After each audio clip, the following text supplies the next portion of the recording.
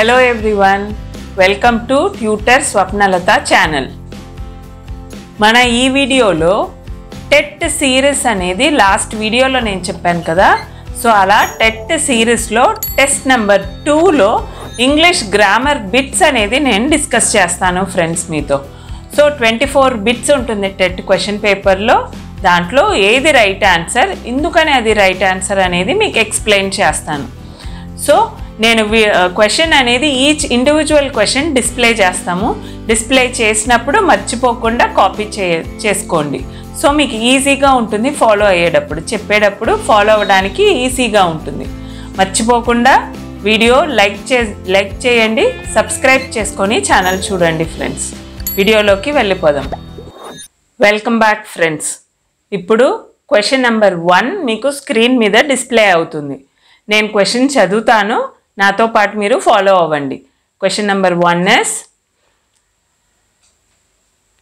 He is dash better mechanic than clerk.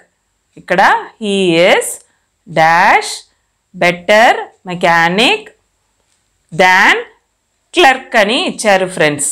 మనకు options ఏమి ఇచ్చారు? Option A option B and option 3 the, option 4 no article అని ఇచ్చారు friends. ఇక్కడ మనకి ఆన్సర్ ఏమవుతుంది? Better mechanic than clerk. రెండు విషయాన్ని కంపేర్ చేస్తున్నారు. మెకానిక్ అనేది సింగిల్ అండ్ క్లర్క్ అనేది సింగులర్ నౌన్. సో ఇక్కడ మనం యూజ్ చేయాల్సింది ఏ అనే ఇండెఫినెట్ ఆర్టికల్. మీరు అడగచ్చు ఫ్రెండ్స్, ఇండెఫినెట్ ఆర్టికల్ అంటే ఏంటి మేడం అని అడగచ్చు. ఇండెఫినెట్ ఆర్టికల్ అంటే నేను ఇక్కడ రాస్తాను చూడండి. Indefinite article means it does not point out a single person. అంటే ఒక పర్టికులర్ పర్సన్ని పాయింట్అవుట్ చేసి మాట్లాడదు ఇండెఫినెట్ ఆర్టికల్ అనేది. ఇక్కడ చూసారంటే మెకానిక్ అనేది పర్టికులర్ మెకానిక్ గురించి చెప్తుందా? కాదు. పర్టికులర్ క్లర్క్ గురించి చెప్తున్నారా? కాదు. So it is indefinite article. మనం ఏ అనేది యూజ్ చేస్తామన్నమాట ఇక్కడ. So the answer is a, indefinite article. Okay friends, he is a better mechanic than clerk. అది ఫస్ట్ వన్. నెక్స్ట్ క్వశ్చన్కి వెళ్ళిపోదాం. క్వశ్చన్ చదువుతాను, వినండి.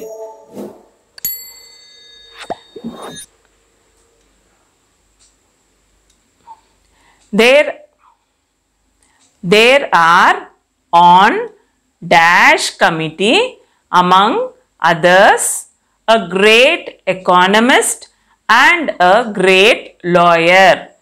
ఇక్కడ మన డాష్ పక్కన మనకున్న వర్డ్ ఏంటి ఫ్రెండ్స్? కమిటీ. కమిటీ అనేది నౌన్ మనకి. సో నౌన్కి ముందు కమిటీ అనేది అ గ్రూప్. సో ఇక్కడ మనకి ఏ రావాలా, అండ్ రావాలా, ద రావాలా? మనకి కమిటీ అంటేనే particularly we are mentioning a group of persons. So group of person particularly నేను ఇందాక చెప్పింది ఏంటి? మనం ఎక్కడైతే పర్టికులర్గా ఒక గ్రూప్ని కానీ ఒక పర్సన్ని కానీ మెన్షన్ చేయట్లేదో మనకు అక్కడ ఏమొస్తుంది? ఇండెఫినెట్ ఆర్టికల్ వస్తుంది. ఇండెఫినెట్ ఆర్టికల్ అంటే ఏంటి ఫ్రెండ్స్? ఇక్కడ ఏనా? కాదు కదా. ఇందాక నేను ఏం చెప్పాను? ఏ అనేది ఇండెఫినెట్ ఆర్టికల్. ఇక్కడ యాన్ వస్తుంది. యాన్ వోవెల్స్ ముందు వస్తుంది.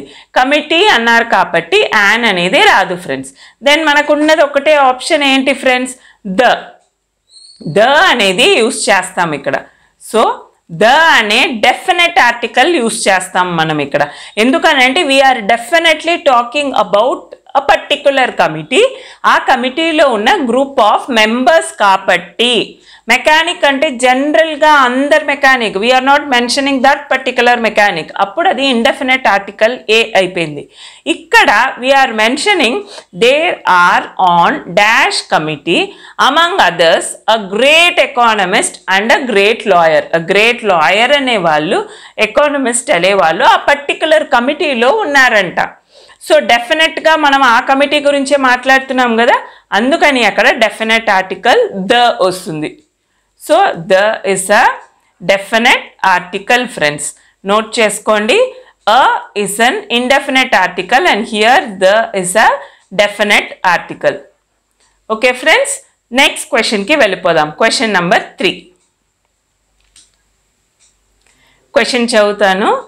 I met him at dash church. ఇక్కడ మనకి నౌన్ ఏది ఫ్రెండ్స్? ఇక్కడ దేని గురించి మాట్లాడుతున్నాము? చర్చ్ అనే పదం గురించి మాట్లాడుతున్నాం. I met him at dash church. Options ఏమి ఇచ్చారు? 1A, 2 and 3 the, 4 no article. ఇక్కడ చర్చ్ అని ఉంది. చర్చ్ అనేది ఏంటి? డెఫినెట్గా మనము పర్టికులర్ చర్చ్ గురించి మాట్లాడుతున్నాము. ఐ మెట్ హిమ్, నేను అతన్ని ఆ చర్చ్ దగ్గర కలుస్తాను, నేను కలిశాను అంటే పర్టికులర్లీ ఆ చర్చ్ దగ్గర గురించే మాట్లాడుతున్నాం కదా. అప్పుడు ఇండెఫినెట్ ఆర్టికల్ వస్తుందా, డెఫినెట్ ఆర్టికల్ వస్తుందా ఫ్రెండ్స్? మనకి ఖచ్చితంగా డెఫినెట్ ఆర్టికల్. మనం ఆ చర్చ్ గురించే మాట్లాడుకుంటున్నాం కాబట్టి we will have or we will use definite article. ఇక్కడ డెఫినెట్ ఆర్టికల్ ఏంటి ఫ్రెండ్స్? యాన్ అనేది వొవెల్, యాన్ రాదు ఫ్రెండ్స్. నెక్స్ట్ ఏ అనేది ఇండెఫినెట్ ఆర్టికల్. సో మన ఆన్సర్ ఏమవుతుంది friends? The. So the answer is the అనే definite article. I met him at the church. Okay friends, next క్వశ్చన్కి వెళ్ళిపోదాం. Dash gold is a precious metal. Dash gold. గోల్డ్కి ముందు indefinite article ఏ వస్తుందా, oval వస్తుందా, an వస్తుందా, లేకపోతే third one definite article the వస్తుందా, లేకపోతే అసలు ఆర్టికల్సే రావా? ఏది కరెక్ట్? కరెక్ట్. ఇప్పుడు మనం నౌన్ మీద ఫోకస్ చేద్దాం. ఇక్కడ నౌన్ అసలు దేని గురించి మాట్లాడుతున్నామండి? మనం గోల్డ్ గురించి మాట్లాడుతున్నాం. గోల్డ్ అనేది ఏ టైప్ ఆఫ్ నౌన్ ఫ్రెండ్స్? మనకి గోల్డ్ అనేది మనకి మెటీరియల్ నౌన్, అంతేనా? Material nouns. So material nouns gold, silver, diamond, rice ఇలాంటి మెటీరియల్స్ వస్తువుకి సంబంధించిన నౌన్స్కి ముందు అసలు ఆర్టికల్ అనేదే రాదు ఫ్రెండ్స్. ఓకే, మెటీరియల్ నౌన్స్కి ముందు ఖచ్చితంగా ఆర్టికల్స్ అనేదే యూస్ చెయ్యము. ఎందుకనంటే గోల్డ్ ఎంత అనేది మనకి తెలియదు కదా, దాని సైజ్ కానీ దాని క్వాలిటీ కానీ మనకి తెలియదు కాబట్టి జనరల్గా గోల్డ్ అని మెన్షన్ చేశారు కాబట్టి అక్కడ మనకి ఏ కానీ ద కానీ యాన్ కానీ రాదు ఫ్రెండ్స్. అక్కడ మనకి మన ఆన్సర్ ఏంటి? No article. సో ఇక్కడ ఎందుకని మనం యాడ్ చేయట్లేదు? Because gold is a material noun కాబట్టి. మెటీరియల్ నౌన్స్ కొన్ని వాటికి మనకి ఆర్టికల్స్ అనేది ఉండదు. దాని క్వాలిటీ, క్వాంటిటీ అండ్ సైజ్ మనకి తెలియలేదంటే మనము దాని ముందు ఆర్టికల్స్ అనేది వాడము ఫ్రెండ్స్. ఓకేనా? So the answer is no article. ఇక్కడ ఆర్టికల్ అనేది మనకి రాదు. Next question friends, question number 5. Dash wisdom is the gift of heaven. Dash wisdom is the gift of heaven. ఇక్కడ మనం దేని గురించి మాట్లాడుతున్నాము? మన విజ్డమ్ గురించి మాట్లాడుతున్నాము. విజ్డమ్. విజ్డమ్ అనేది ఏంటి? పుణ్యం. పుణ్యం. పుణ్యం అనేది is the gift of heaven. Heaven ఇచ్చే, మనకి స్వర్గం ఇచ్చే గిఫ్ట్ ఏంటి? విజ్డమ్ అనేది, మోక్షం అనేది. ఓకే, సో మోక్షం అనేది కూడా మనం ఇక్కడ అదే నౌన్, ఆ విజ్డమ్ గురించి మాట్లాడుతున్నాం. సో అది ఎలాంటి నౌన్ అండి? మనకి ఇక్కడ విజ్డమ్ అనేది మనకి ఇక్కడ I will write it here, abstract noun. ABSTRACT, abstract noun. Abstract nouns అంటే మనకి దాని తత్వం అనేది మనకి కనపడదు. ఏదో కాన్సెప్ట్ ఉంటుంది కానీ దాని గుణం కానీ దాని మన సెన్సెస్తో, మన చూపుతో, మన టచ్తో, మన వినటం కానీ అలాంటి సెన్సెస్తో మనం దాన్ని టచ్ చేయలేము. అలాంటి నౌన్స్ అన్నీ మనకి abstract noun. For example sadness అవ్వచ్చు, లేకపోతే అడల్ట్హుడ్ అవ్వచ్చు, ఇవన్నీ అబ్స్ట్రాక్ట్ నౌన్స్ అండి అవి. Okay, so abstract noun, wisdom అనేది అబ్స్ట్రాక్ట్ నౌన్. అబ్స్ట్రాక్ట్ నౌన్స్కి ముందు కూడా ఆర్టికల్స్ అనేది రావు. No article before abstract nouns. So fifth one కూడా the answer is no article friends. Next క్వశ్చన్కి వెళ్ళిపోదాం.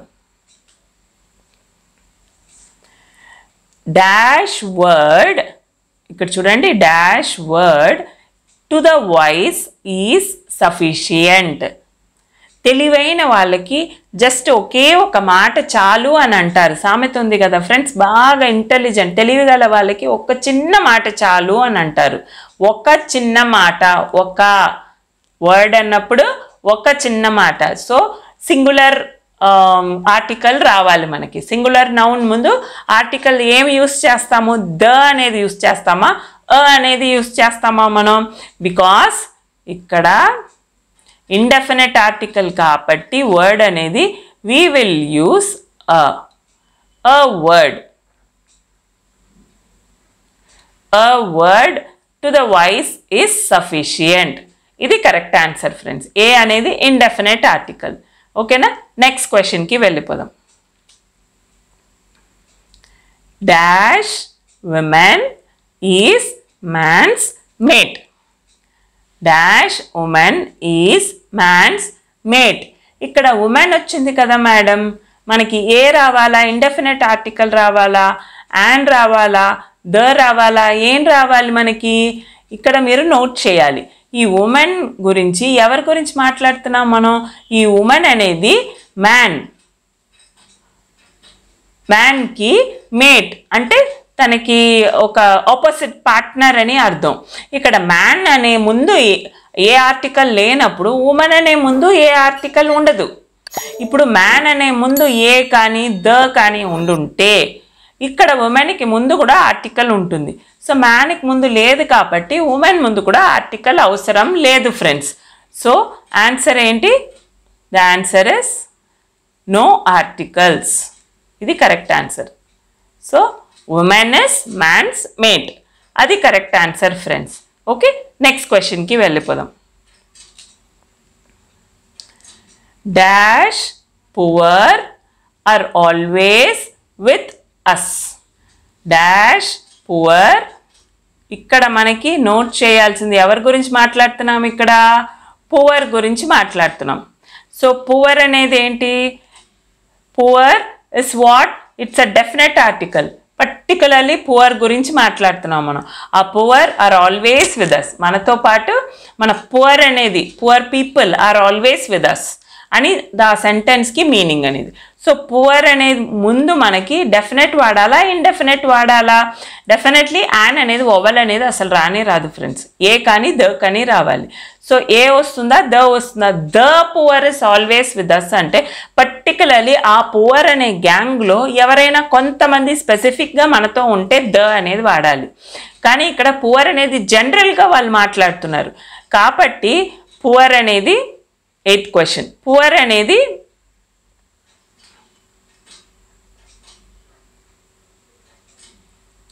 definite article the poor are always with us. Okay, so the answer is the. 8th question. Next question friends. 9th one. Moon did not rise till after 10. Moon did not rise till after 10. ఇక్కడ ఎవరి గురించి మనం మాట్లాడుతున్నాము?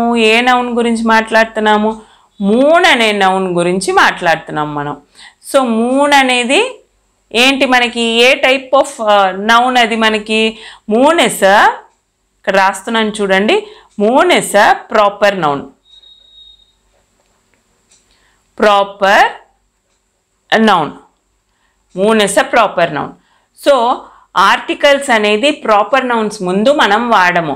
అంటే name of a people, name of a person, name of a building, ఇలాంటి ముందు అవన్నీ proper nouns. దానికి ముందు మనము ఆర్టికల్స్ అనేది జనరల్గా వాడము friends. So moon is moon did not rise till after 7. So moon అనేది మనకు తెలుసు ఒకటే ఒక సెలేషియల్ బాడీ. సెలేషియల్ అంటే it shines by its own.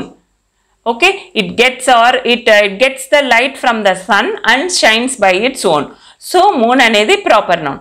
Proper noun always ఏం చేస్తుంది మనకి? The moon. ఎన్ని మూన్స్ ఉన్నాయి ఫ్రెండ్స్ మనకి? ఎన్ని మూన్స్ ఉన్నాయి? చాలా మూన్స్ ఉన్నాయా? లేదు. మూన్ అనేది డెఫినెట్గా మనకి moon did not rise till after 10 తర్వాత మూన్ అనేది did not rise till after 10. So అన్నప్పుడు డెఫినెట్లీ మూన్ గురించి మాట్లాడుతున్నప్పుడు డెఫినెట్ ఆర్టికలే రావాలి కదా మనకి. So it is definite article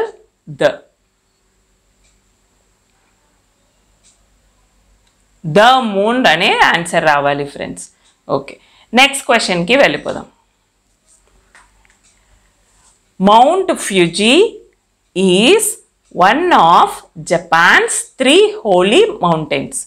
Mount Fuji is one of Japan's 3 holy mountains. ఇక్కడ మౌంట్ ఫ్యూజీ గురించి మాట్లాడుతున్నామండి. మౌంట్ ఫ్యూజీ కూడా ప్రాపర్ నౌనే. మీరు అడగచ్చు, మేడం ఇందాక మూన్కి ప్రాపర్ నౌన్ అన్నారు కదా, ఇక్కడ ఇది కూడా మౌంట్ ఫ్యూజీ కూడా ప్రాపర్ నౌనే కదా, ఇక్కడ ద రావాలా ఏ రావాలా మేడం అని అడుగుతారు. కానీ నేనేమంటానంటే మౌంట్ ఫ్యూజీకి అసలు ఆర్టికలే రాదని అంటానండి. నేను అసలు ఆర్టికలే రాదు.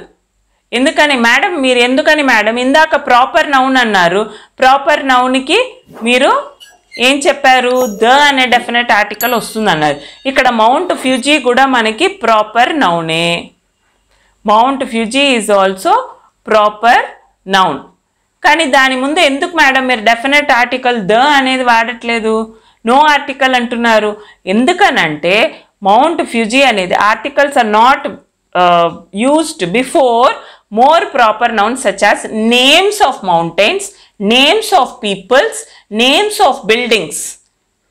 ఇది మౌంటైన్ కదా, names of a place, names of a people, names of a building, names of a mountain. దీని ముందు ఆర్టికల్స్ అనేది రాదు ఫ్రెండ్స్. అది ప్రాపర్ నౌన్ అయినా కూడా నేమ్స్లో ఉంటే, బట్ ఎస్పెషలీ నేమ్స్లో ఉంటే దాని ముందు మనకి ఆర్టికల్ అనేది రాదు ఫ్రెండ్స్.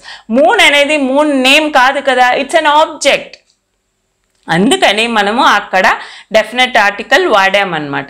ఇక్కడ నేమ్ అనేది వాడలేదు కదా మనం అక్కడ మూన్కి, అందుకని ఆర్టికల్ వాడాం. ఇక్కడ నేమ్ వాడుతున్నాం. మౌంటైన్ అని చెప్పి ఉంటే డెఫినెట్ ఆర్టికల్ ద మౌంటైన్ అని ఉండొచ్చు. ఇక్కడ మౌంటైన్కి పేరు ఇచ్చాం కాబట్టి ప్రాపర్ నౌన్ అయినా కూడా ఇక్కడ ఆర్టికల్ వాడము friends. That is question number 10. అర్థమైంది కదా? నెక్స్ట్ క్వశ్చన్కి వెళ్ళిపోదాం. You must be careful in dash future. ఇక్కడ మీరు ఫ్యూచర్లో చాలా కేర్ఫుల్గా ఉండాలి అని చెప్తున్నారు ఫ్రెండ్స్. దేని గురించి మాట్లాడుతున్నాము మనం? ఫ్యూచర్ గురించి మాట్లాడుతున్నాం. ఇక్కడ ఏ టైప్ ఆఫ్ ఆర్టికల్ రావాలి మనకి? అండ్ రావాలా, ద రావాలా, అ రావాలా, లేకపోతే అసలు ఆర్టికలే రాకూడదా? ఏం రావాలి? ఫ్యూచర్ అనేది మనకి ఇక్కడ దేన్ని డినోట్ చేస్తుంది ఫ్రెండ్స్? ఇట్ డినోట్స్ ఫ్యూచర్ అనేది టైం కానీ ఏదన్నా ఒక ఈవెంట్ని కానీ డినోట్ చేస్తుంది. It denotes either time or events. So time and ఈవెంట్స్ని మెన్షన్ చేసినప్పుడు ఇట్ ఏమి మన డెఫినెట్గా టైంని కానీ డెఫినెట్గా ఏదో ఒక ఇన్సిడెంట్ కానీ మెన్షన్ చేస్తున్నాం. అప్పుడు ఏం వాడాలి? డెఫినెట్ అన్నాను. So what is definite article? The definite article is the. The అనే డెఫినెట్ ఆర్టికల్ని మనము వాడాలి friends.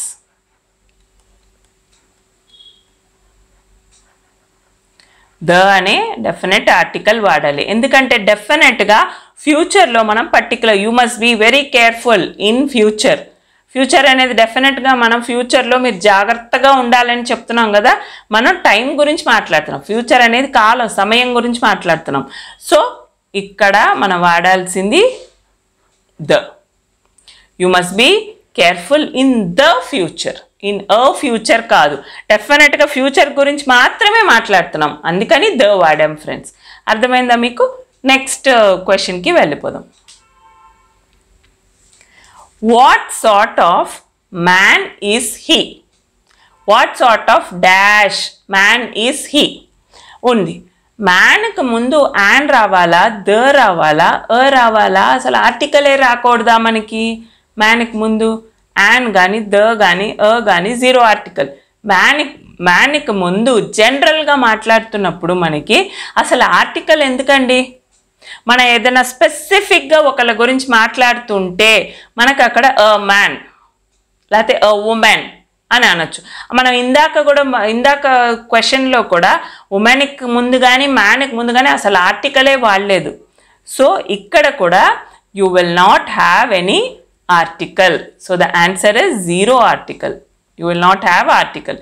What sort of man is he అని సింపుల్గా చెప్పేస్తే చాలు.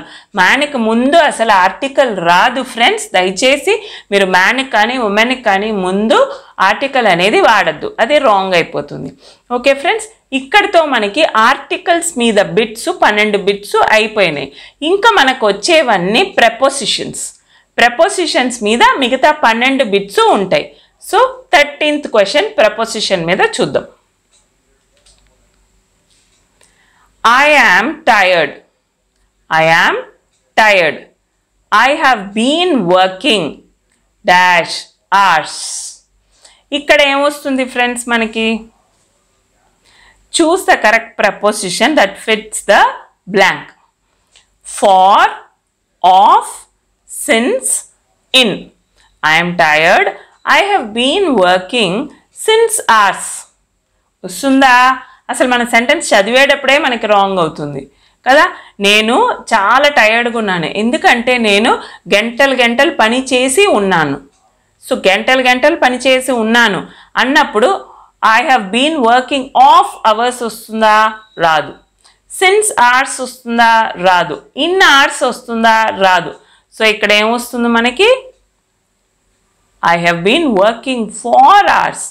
గంటలు నుంచి నేను పని చేస్తున్నాను.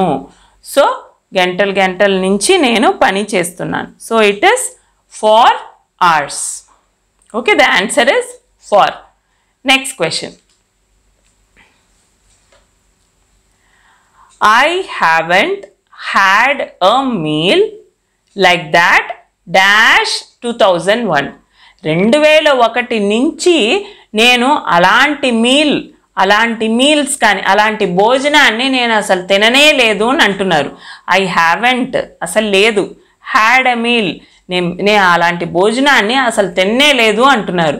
ఎప్పటి నుంచి అంట? 2001 నుంచి అంట. 2001 నుంచి అంటే పాత విషయం చెప్తున్నారు. ఫార్ 2001 వస్తుందా? అసలు రానే రాదు. ఆఫ్ 2001 వస్తుందా? అసలు ఆ సెంటెన్సే అసలు ఆ వర్డే రాదు అక్కడ. ఇన్ 2001 వస్తుందా? రాదు. అయిపోయిన విషయం అది. అప్పుడు ఏం రావాలి? సిన్స్, అప్పటి నుంచి అని అన్నప్పుడు సిన్స్ అనేది రావాలి ఫ్రెండ్స్. సిన్స్ 2001. సో ఇక్కడ ఏం రావాలి?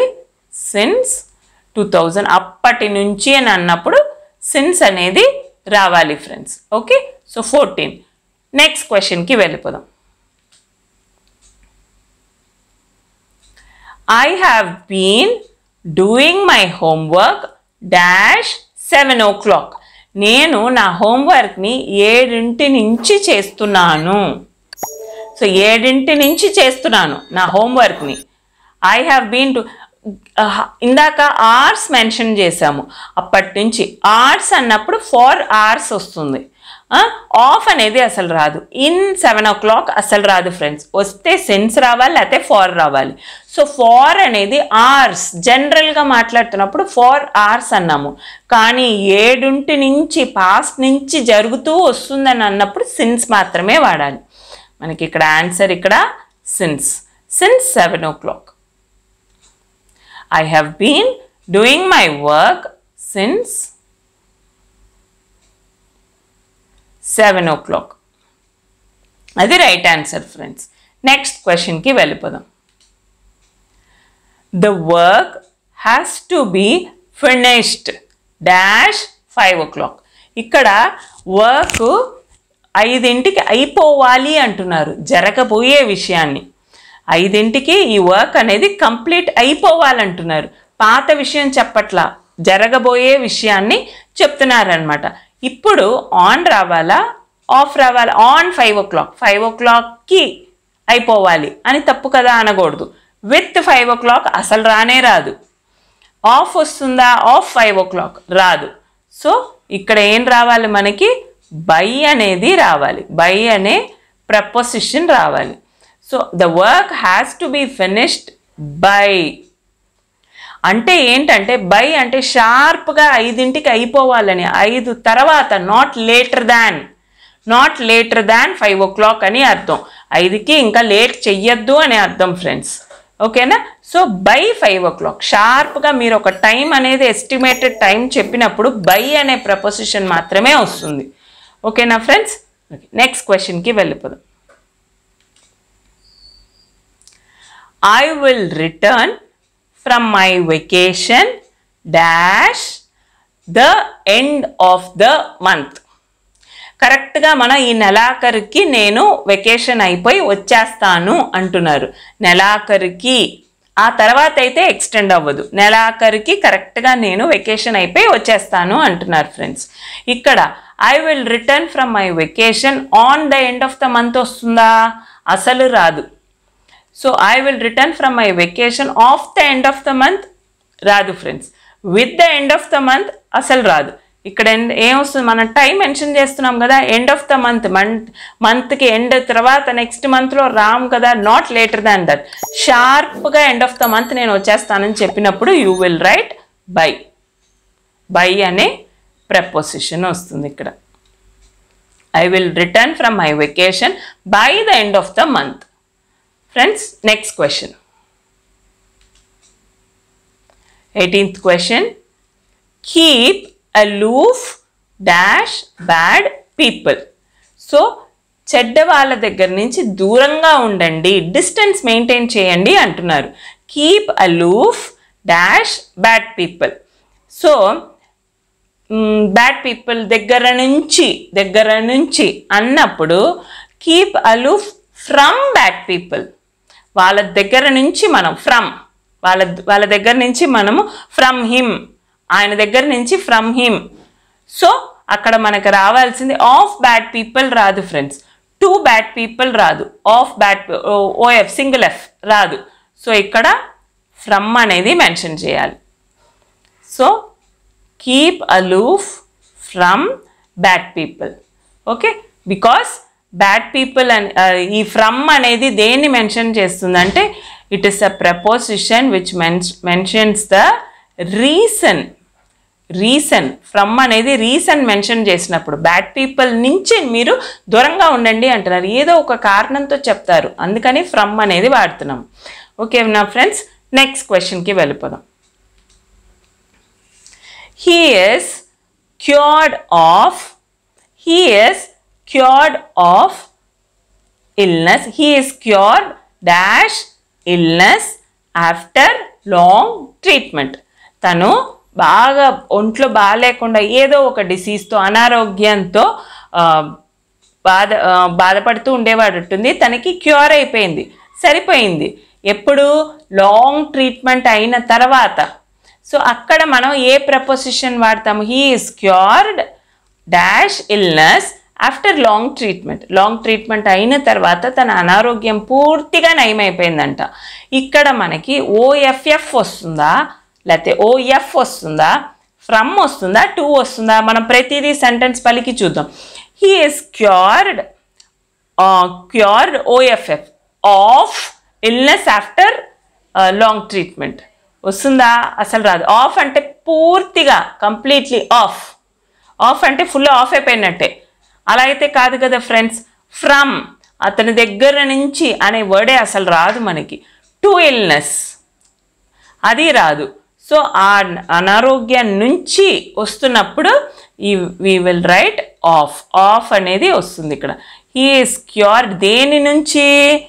అనారోగ్యం నుంచి నయమయ్యే వచ్చాడు. ఆ నుంచి అని అన్నది ఆఫ్ అనేది వస్తుంది. Okay, to express a reason. ఈ ఆఫ్ అనే ప్రపోజిషన్ దేనికి వాడతామంటే టు ఎక్స్ప్రెస్ అ కాజ్. అప్పుడు ఆఫ్ అనేది వాడతాం మనం. ఓకేనా ఫ్రెండ్స్, నెక్స్ట్ బిట్కి వెళ్ళిపోదాం.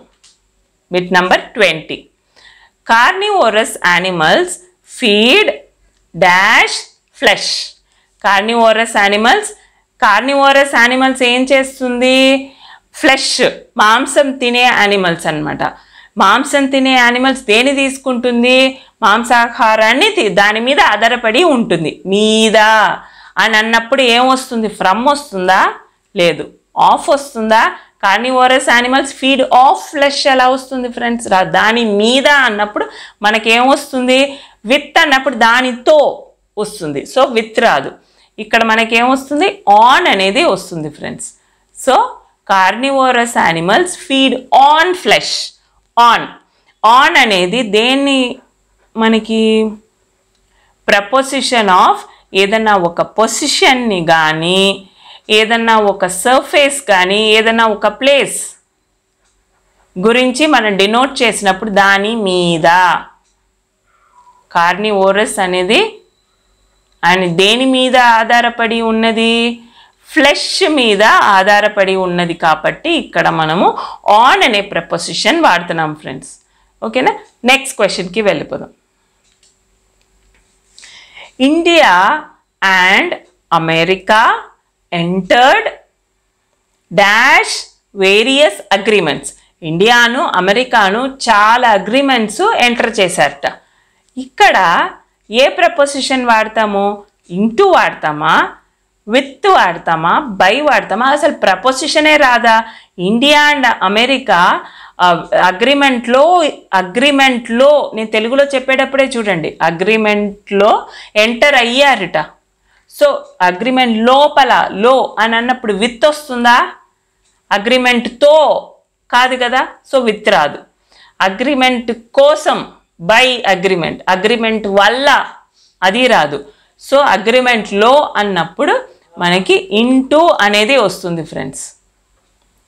Entered into various agreements.